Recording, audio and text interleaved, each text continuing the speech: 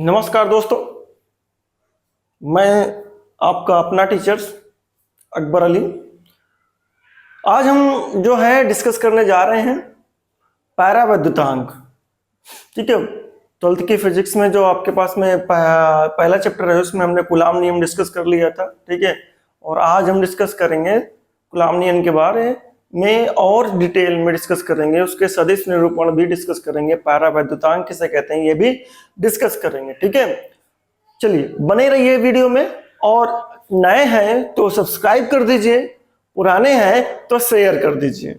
ठीक है, और लाइक कर दीजिए। सब्सक्राइब करिए और लाइक करिए, ठीक है, जिससे हम और मेहनत से नई वीडियो बनाएं और उसमें और ज्यादा कंसेप्ट को इन्वॉल्व करें। ठीक है, चलिए, हालांकि सारे कंसेप्ट हम बिल्डअप करते हुए चले जा रहे हैं, बस ये आपका है कि हम आगे इसी तरीके से बनाते रहें वीडियो को, आपको फ्री जो है सिलेबस कंप्लीट कराते रहें, आपका सिलेबस भी कंप्लीट हो जाए, आपकी तैयारी भी हो जाए, कहीं भी कोचिंग करने की जरूरत ना पड़े आपको, बस हमारा ये मकसद है। ठीक है, अब चलिए अपने अपने उद्देश्य को कंप्लीट करते हुए हम अगला टॉपिक लिखते हैं, परावैद्युतांक।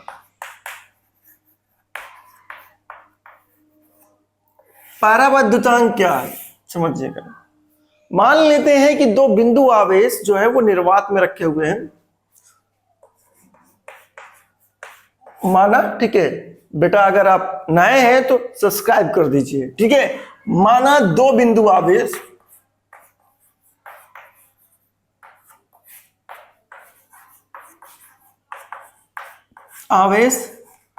Q1 और Q2 निर्वात में रखे हुए हैं।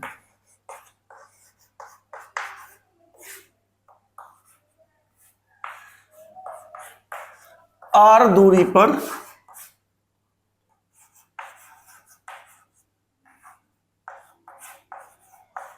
रखें। ठीक है, तो जाहिर सी बात है इनके बीच कूलाम बल जो आपके पास में स्थिर वैद्युत बल क्या होगा, स्थिर वैद्युत बल, या हम कह लें कूलाम बल। ठीक है, वो बल कितना होगा, F is equal to Q1 Q2 upon 4 pi epsilon naught R square. ठीक है, अब बात यह है, यदि इनको इन्हीं आवेश को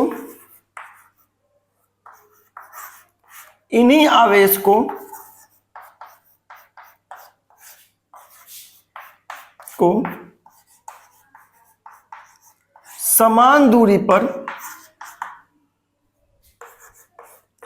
किसी दूसरे माध्यम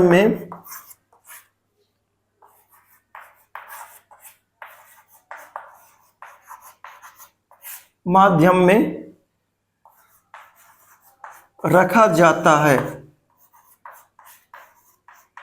ठीक है, तो आपके पास अब कितना बल लगेगा तब। ठीक है, कूलाम बल या वैद्युत बल, कूलाम बल कितना हो जाएगा, F is equal to F dash, या हम यहां लिख लें F माध्यम, FM। ठीक है, Q1 Q2 4 pi F silent not, F silent नहीं होगा, यहां नॉट नहीं होगा, एफ साइलेंट होगा बेटा। क्यों? क्योंकि आपने निर्वात बदल दिया है। एफ साइलेंट जो होता है वो निर्वात की वैद्युतशीलता होती है। ठीक है, आपने निर्वात से उठाकर, वायु से उठाकर किसी दूसरे माध्यम में रख दिया है, तो ये निर्वात की वैद्युतशीलता यहां पास नहीं होगी, माध्यम की वैद्युतशीलता होगी, दूरी वही है। ठीक है, तो क्या करेंगे हम अब, अगर हम निर्वात में लगने वाले बल और माध्यम में लगने वाले बल को देखें तो क्या होगा समझते हैं। निर्वात में लगने वाले बल और माध्यम में लगने वाले बल का जो अनुपात लिया गया है, ठीक है, आपके पास समीकरण नंबर 1 और 2 को विभाजित कर दीजिए। 1 और 2 को विभाजित करने पर, 1 को 2 से विभाजित कर दीजिए,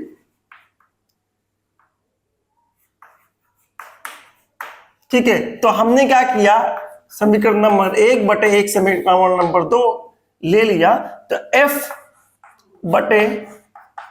माध्यम क्या होगा? F की वैल्यू है Q1 Q2 upon 4 pi epsilon naught R square. FM की जो वैल्यू है Q1 Q2 upon 4 pi epsilon not ना होकर के एप्सिलॉन है R स्क्वायर। अब क्या करेंगे भाई? FM इज इक्वल टू नीचे वाला जो भिन्न होता है वो ऊपर जाकर के पलटता है और गुणा हो जाता है Q1 Q2 upon 4 pi epsilon naught R square.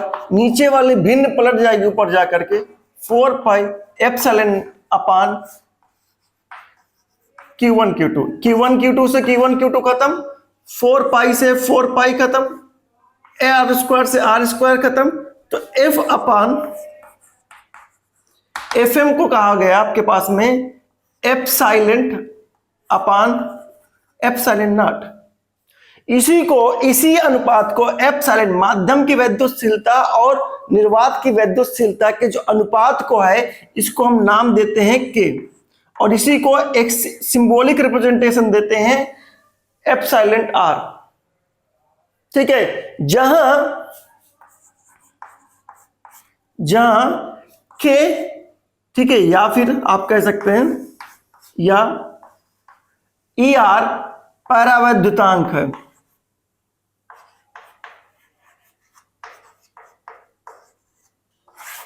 ठीक है, परावैद्युतांक है, माध्यम का परावैद्युतांक है। हम ये कह सकते हैं कि जो आपके पास में माध्यम का, ठीक है, परावैद्युतांक है।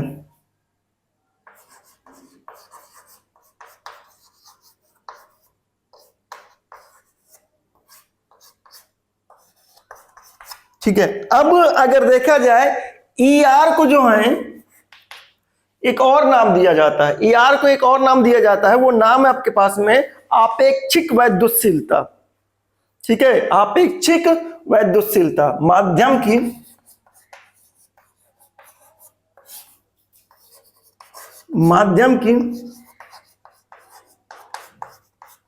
आपेक्षिक वैद्युतशीलता बेटा।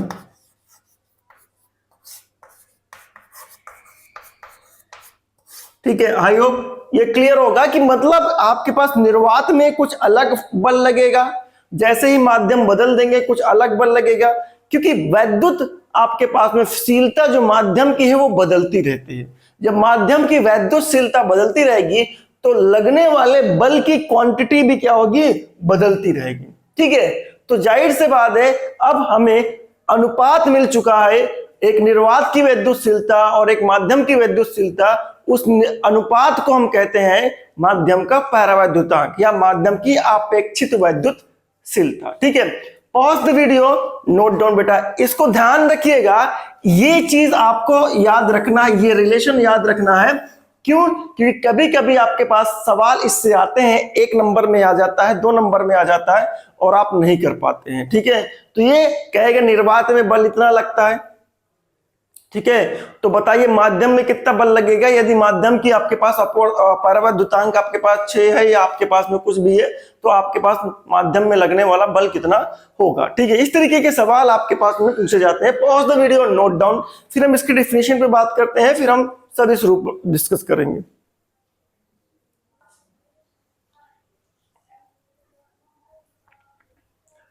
चलिए, परावैद्युतांक की जो परिभाषा है आपको समझ में आ गई होगी। परावैद्युतांक की जो परिभाषा है इसको हम आपको बता दिया, K से रिप्रेजेंट करते हैं या हम ER से रिप्रेजेंट करते हैं, या ठीक है एप्सिलॉन R से रिप्रेजेंट करते हैं, ये ध्यान रखिएगा। अब परावैद्युतांक की परिभाषा की आपके पास में, ठीक है, निर्वात की वैद्युतशीलता, निर्वात की वैद्युतशीलता एवं माध्यम की वैद्युतशीलता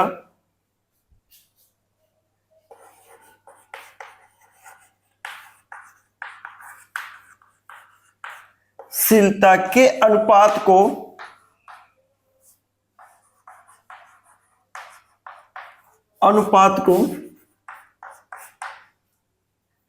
माध्यम का परावैद्युतांक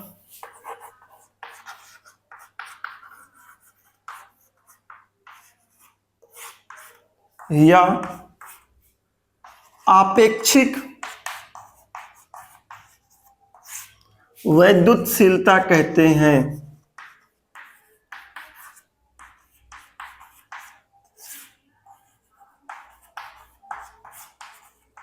ठीक है, इसको K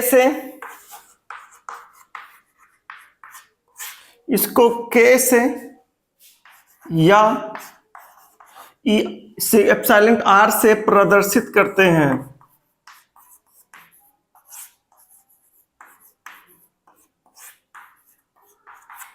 ठीक है, ये आपका पूरा परावैद्युतांक कंप्लीट हो गया। पॉज करके वीडियो को नोट कर लीजिए आप, फिर हम कूलाम के वेक्टर फॉर्म। चलिए बेटा, आगे हमारा टॉपिक है कूलाम के नियम का सदिश निरूपण। ठीक है, ये हमको पढ़ना है, कैसे हम सदिश बना सकते हैं, सदिश रूप में कैसे कूलाम के नियम को लिख सकते हैं। तो हम एक लिखते हैं निर्देशांक, सपोज ये हमारे पास है। अब इस निर्देशांक में हमारे पास दो बिंदु हैं, एक बिंदु ये है और एक बिंदु ये है। इसका स्थिति सदिश है R1, इसका स्थिति सदिश है R2, और इस बिंदु पर रखा हुआ है एक आवेश। ठीक है, इस बिंदु पर रखा हुआ है आवेश Q1, इस बिंदु पर आवेश Q1 रखा हुआ, स्थिति सदिश है R1। इस बिंदु पर आपके पास आवेश रखा हुआ है Q2। ठीक है, अब अगर देखा जाए तो ये दो आवेश रखे हुए हैं, तो न्यूटन आपके पास में कूलाम के अनुसार ये दोनों आवेश एक दूसरे पर बल लगाएंगे। अब कौन सा बल लगाएंगे, मान लेता हूं दोनों धनात्मक आवेश है या दोनों आपके पास ऋणात्मक आवेश है, तो दोनों ही एक दूसरे पर प्रतिकर्षण बल लगाएंगे। ठीक है, अब अगर मान लेते हैं ये वाला इस पर बल लगा रहा है, तो ये वाला इस पर बल लगा रहा है, तो जो बल का अनुभव करेगा प्रतिकर्षण ये हो जाएगा। तो इस पर जो बल लग रहा है उसकी दिशा ये हो गई, और उसको हम F, क्योंकि Q2 पर बल लग रहा है तो जो बल का अनुभव करेगा उसे हम पहले लिखते हैं। तो Q2 पर लगने वाला बल जो है F21 से प्रदर्शित किया गया। अब इस आवेश के द्वारा इस पर जो बल लग रहा है ये इधर लगेगा प्रतिकर्षण बल, तो F1 जो लगा जाएगा, F जो बल लगेगा आपके पास में, तो इसको जो निरूपित करेंगे हम, इसको जो निरूपित करेंगे वो कैसे लिखेंगे, ये जो Q1 आवेश है ये बल अनुभव कर रहा है, कौन लगा रहा है, ये लगा रहा है, तो किधर कैसे निरूपित, ये अनुभव कर रहा है, तो ये अनुभव कर रहा है, ये लिखे F12। ठीक है, तो इस तरीके से हम क्या करेंगे, बल का अनुभव लिखेंगे।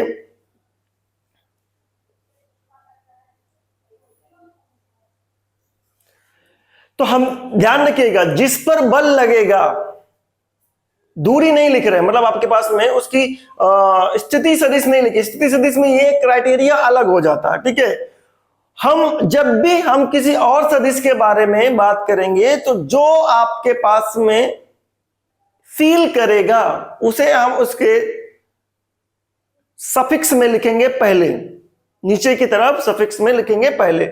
जो आपके पास में लगाएगा, जिसके सापेक्ष लग रहा है, उसको हम बाद में लिखते हैं। ये आपके पास में प्रदर्शित करने का एक आसान तरीका है। ठीक है, तो ये दोनों आपके पास बल लग रहे, ये इस पर लगा रहा है, ये F21, ये इस पर बल लगा रहा है F1 आपके पास 2। ठीक है, तो ये जो आपके पास है एक्चुअली में हमें क्यों जरूरत पड़ी,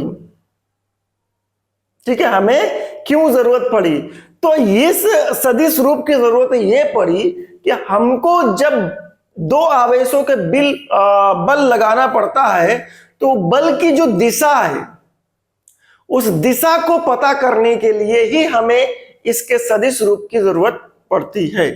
ठीक है, यानी दो बिंदु आवेशों के बीच जब कोई बल लगता है तो उस बल की दिशा को बताने के लिए, उस बल की दिशा को जानने के लिए हमें कूलाम के सदिश निरूपण की जरूरत पड़ती है।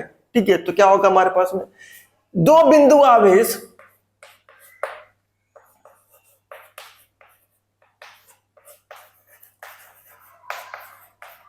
दो बिंदु आवेशों के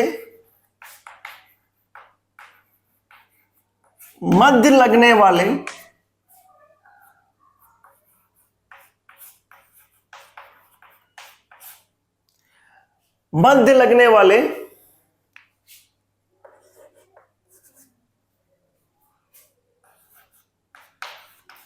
बल की दिशा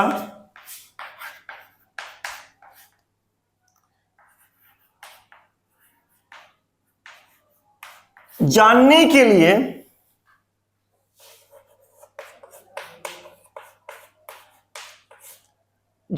लिए कूलाम के सदिश रूप की जरूरत पड़ती है। कूलाम के सदिश रूप की जरूरत पड़ती है।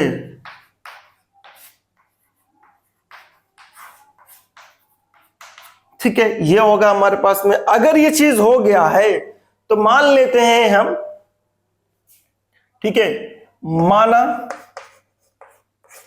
दो बिंदु आवेश, अब जरूरत पड़ी है तो इसको निकालेंगे। माना दो बिंदु आवेश,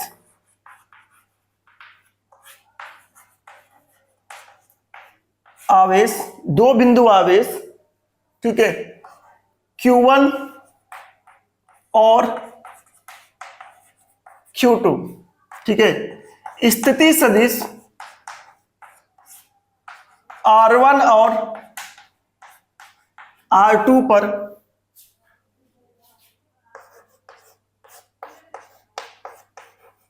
स्थित हैं। हमने मान लिया कि दो बिंदु सदिश आपके पास में Q1 Q2, ठीक है, R1 R2 स्थिति सदिश पर स्थित है। ठीक है, अब Q1 के द्वारा, पॉइंट में लिखेंगे, Q1 के द्वारा Q2 पर लगने वाला बल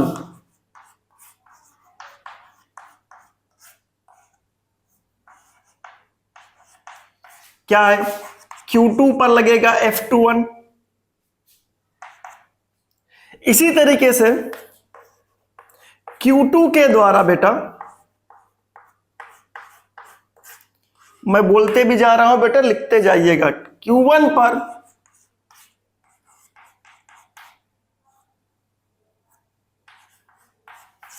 लगने वाला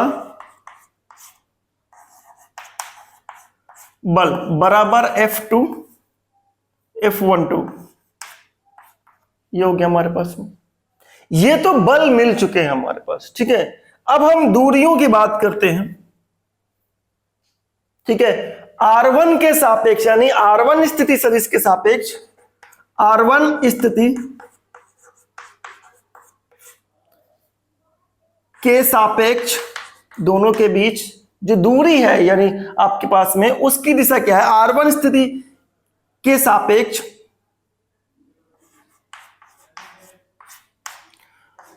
R2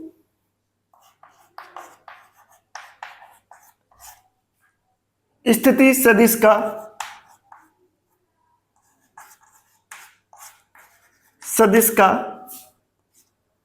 सदिश क्या होगा, R1 के सापेक्ष, समझिएगा, जिसके सापेक्ष निकालते हैं उसको हम पहले लिखते हैं। दूरी में हमेशा जिसके सापेक्ष दूरी का जो सदिश आएगा आपके पास में, विस्थापन का जो सदिश आ जाएगा, जिसके सापेक्ष निकालेंगे उसको पहले लिखेंगे। मैं इसे समझा दे रहा हूं। ये स्थिति सदिश है, तो ये आपके पास मूल बिंदु हो गया, मूल बिंदु से इसका सदिश ये हो गया। ये स्थिति सदिश है, इसका मूल बिंदु से ये हो गया। अब अगर मैं इस रास्ते से चलकर यहां पहुंचना चाहता हूं तो इसके सापेक्ष इसकी स्थिति, इस बिंदु के सापेक्ष यानी इस सदिश के सापेक्ष किसका, इस बिंदु का सदिश। तो अगर मैं इसके सापेक्ष, ये R1 है और ये R2 है, तो इस सदिश के सापेक्ष अगर मैं इसको निकालना चाहूं तो इसकी दिशा होगी, मैं इसकी दिशा होगी, क्योंकि मैं इधर से इधर की बात कर रहा हूं, तो ये हो जाएगा R12 बेटा। जिसके सापेक्ष निकालेंगे उसको हम पहले लिखेंगे। इस बिंदु के सापेक्ष इसकी स्थिति, तो यहां से इधर की तरफ आएंगे हम, तो यहां से इधर की तरफ आएंगे तो इसकी जो सदिश होगी इसकी डायरेक्शन यूं होगी, तो इसके सापेक्ष है, तो इसके सापेक्ष इसकी स्थिति, तो R12 लिखेंगे। उसी तरीके से इस R2 के सापेक्ष इसकी सदिश अगर निकालना चाहे तो लिखा जाएगा ये R21। ठीक है, समझ में आया? कमेंट्स करके बताइए। ठीक है, चलिए स्थिति सदिश का सदिश R12 हो गया। अब R2 स्थिति के सापेक्ष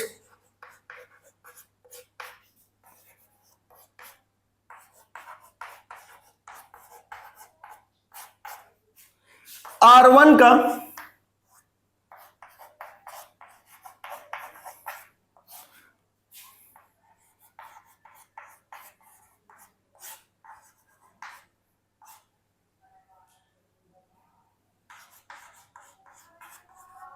सदिश क्या लिखा जाएगा, R21। ठीक है, R2 के सापेक्ष R1 की स्थिति का सदिश क्या होगा, R21। अब अगर आप जानते हैं, ठीक है, आप जानते हैं भैया इस पर जो बल लग रहा है वो स्थिति सदिश इसके अकॉर्डिंग लग रहा है, इस पर जो बल लग रहा है स्थिति सदिश इसके अकॉर्डिंग लग रहा है।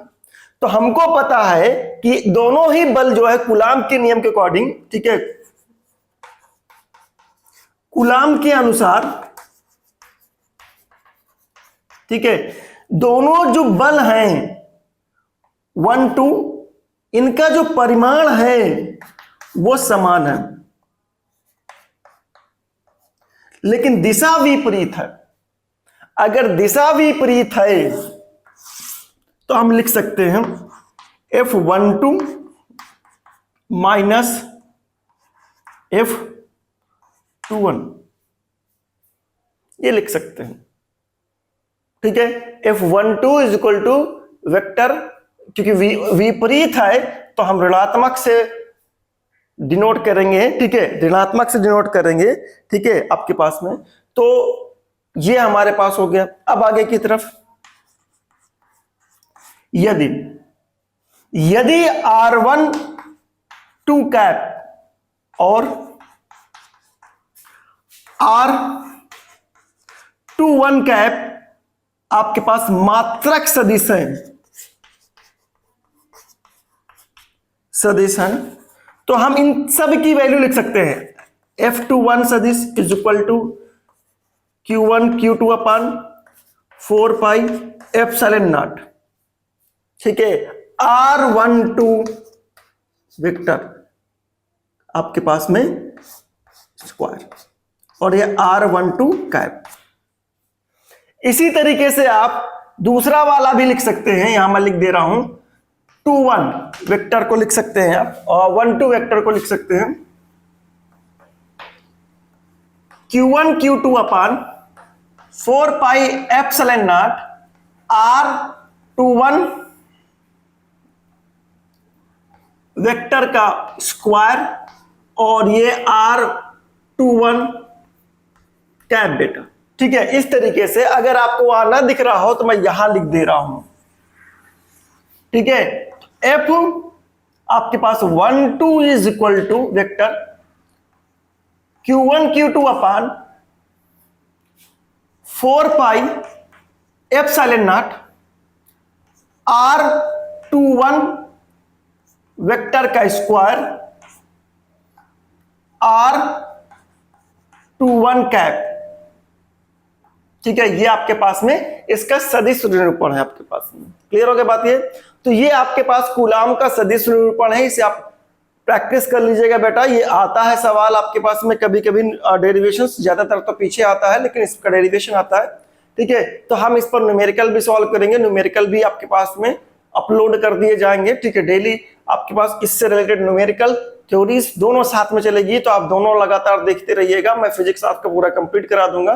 चलिए कल मिलते हैं हम अगले टॉपिक के साथ में। ठीक है, आपके पास में जो भी अगला टॉपिक होगा हमारे पास में, वैद्युत क्षेत्र जो भी होगा उसको हम डिस्कस करेंगे। पॉज करिए वीडियो को और नोट कर लीजिए बेटा, लेकिन चैनल को सब्सक्राइब कर लीजिए और वीडियो को लाइक करिए और वीडियो को शेयर करिए। ठीक है, धन्यवाद।